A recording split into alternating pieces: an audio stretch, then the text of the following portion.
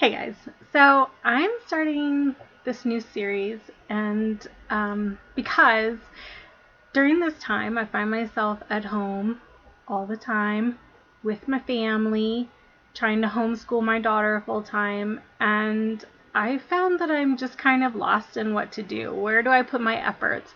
How do you plan for your future when you have no idea what the future holds, or where we're going to be, next month and things like this.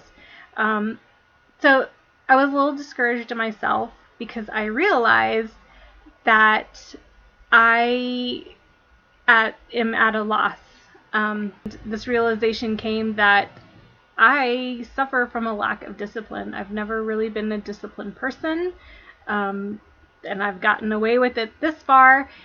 So I didn't really think that I needed it so much, or that it wasn't like an important thing to work on. But now that we're in this situation and everything has been stripped away from us, all of the hobbies and activities that I've been doing, I realize this is the time to have discipline. This is why we need discipline living.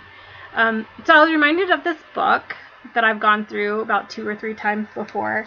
It's called The Disciplined Life by Richard S. Taylor. And it's a really great book. I love it.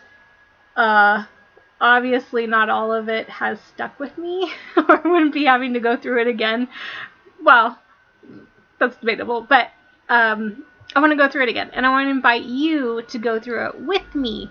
And we're going to go through it section by section, and I'm going to discuss it. The book was written a while ago, like 1950s, I think, or 1960s. So some of the examples aren't as applicable as today, and the vocabulary is very different. It's not a super easy read, so you don't have to get the book to go through it with me. But I'm going to take the information, kind of digest it, and then give it to you in kind of modern vernacular, if you will.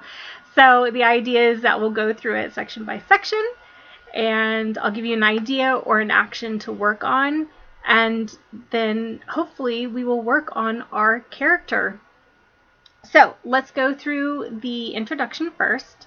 And first thing he says is that discipline is the thing that we need the most but want the least. And I can agree with that. He talks about in these modern times, that we are so easy to give up on things. If school gets hard, we quit. College gets hard, we quit. If our job gets hard or it's not suited to us, we quit. If our marriage gets hard, we quit. And we have many excuses as to why we do this.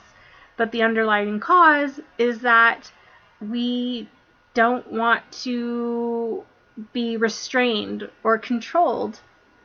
And that's basically a lack of discipline.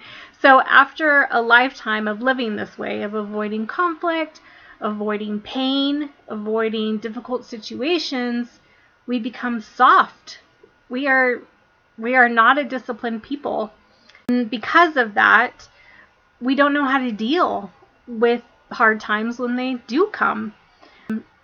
And this kind of discipline is not the discipline of alarm clocks, routines, 30-day challenges. This is the discipline of intellect.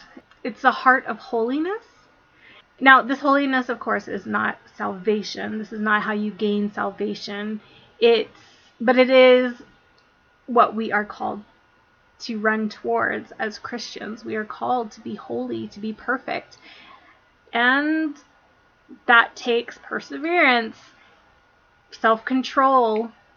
So in Proverbs 24:10, it says, if you faint in the day of adversity, your strength is small. Or if you fail when the pressure is on, you're weak.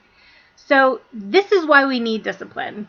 Today, in this time of adversity, I'm realizing that I am not a disciplined person, and I'm realizing that I need to become a disciplined person.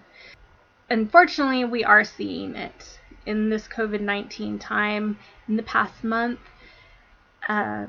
domestic violence has increased, divorce has increased, and even suicide has increased. And this is just people giving up. And I'm not there. I'm not giving up, but I haven't really known what to do about it, right? So now is the time. Now is the time to take action and start living a life of discipline, because now I can see why I need to live a life of discipline, and that the steps that I take today are going to help me tomorrow. If you agree with this, if you see in your life that is lacking discipline, let's do this together. So the very first step that Richard S. Taylor says to take in the road of discipline. I'm not going to call him Richard S. Taylor. That's way too formal for me. He's going to be Artie. Artie. Okay. So the first step that Artie says to take is to be willing to take the first step. He references Luke 9:61 and 62. So this is a time where Jesus is going through some villages. He's walking around and he's asking people to follow him, and people are saying, yes, I want to follow you, but just hold on, can I just go do this thing? And Jesus is like, no. And people are like, yes, I do want to do that, I just have to go XYZ. So in verse 61, 62, Jesus asks somebody, will you follow me? And the guy says, yes, I want to follow you. Let me just run home really quick and say goodbye to my family. Jesus replies, no one who takes the hand to the plow and looks back is fit for the service of God. So there's no looking back. From today, right now, you've got to take the step and say, I'm going to live a disciplined life. I'm going to follow Jesus. I'm going to live that. I'm going to live the role that God has called me to live.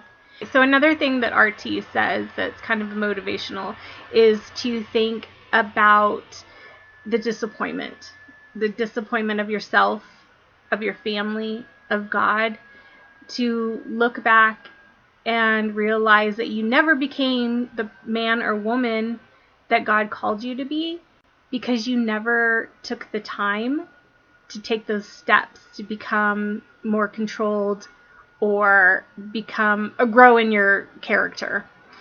So I know for myself, I do not want to get to heaven and God says, I never knew you. You never walked with me. You never ran with me. You just watched YouTube videos of people doing it. No, I want God to say, well done, you good and faithful servant. We're going to discuss that through this book. What is discipline? Does it equal holiness? Does it make you a good person? Does it make you a bad person? Is there a point where discipline goes too far? So this week, think about it. What is your why? Why do you want to become a more disciplined person? Maybe it's simply because you're trying to find a way to get through this COVID-19 time. This will help. And then decide to start on it. Decide to take the first step and no looking back. Okay? So let me know what you think. Leave me a comment, please. I want to know what you think, what you're wanting to get from this, if you find it interesting, or if it just sounds way too challenging and you don't even want to try it, please let me know. And next time we're going to talk about the power of discipline, national power. All right? Thanks. See ya.